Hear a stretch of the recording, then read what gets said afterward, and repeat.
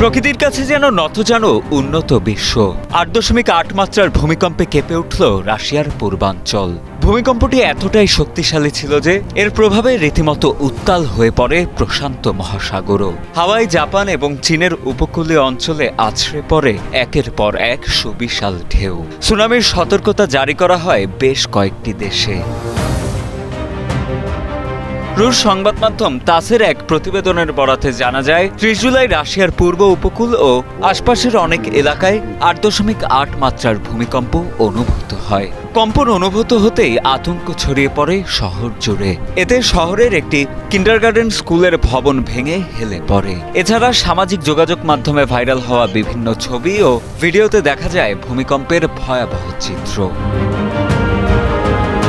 যুক্তরাষ্ট্রের ভূতাত্ত্বিক জরিপ সংস্থা ইউএসজিএস জানিয়েছে, ভূমিকম্পটির কেন্দ্রস্থল ছিল রাশিয়ার পেট্রোপাভলোভস্ক কামচাতুস্কি শহর থেকে ১৩৬ কিলোমিটার বা প্রায় ৮৫ মাইল পূর্বে প্রশান্ত মহাসাগরের তলদেশে। যদিও ভূমিকম্পের পর ক্রেমলিনের মুখপাত্র দিমিত্রি পেসকভ জানিয়েছেন, ভূমিকম্পে কোনো হতাহতের ঘটনা ঘটেনি এবং সকল সতর্ক ব্যবস্থা সফলভাবে কাজ করছে। রাশিয়ার এই ভূমিকম্পটির পরই জাপান ও যুক্তরাষ্ট্রের কিছু কিছু এলাকায় এরই মধ্যে সুনামির ঢেউ আঘাত হানতে শুরু করেছে। কোথাও কোথাও আরও পরে আঘাত হানবে।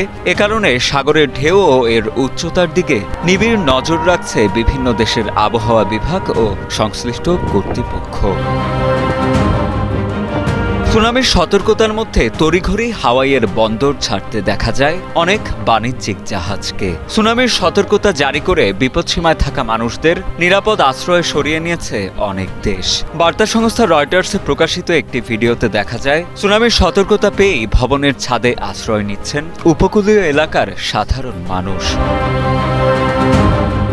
এদিকে রাশিয়ার এই ৮.৮ মাত্রার শক্তিশালী ভূমিকম্পটি রেকর্ডকৃত ইতিহাসের সবচেয়ে তীব্রতম ১০টি ভূমিকম্পের মধ্যে স্থান করে নিয়েছে বলে জানিয়েছেন যুক্তরাষ্ট্রের হাওয়াই বিশ্ববিদ্যালয়ের ভূপদার্থ বিজ্ঞান ও টেকটনিক্স বিভাগের সহযোগী অধ্যাপক হেলেন ইয়েনাশাফস্কি।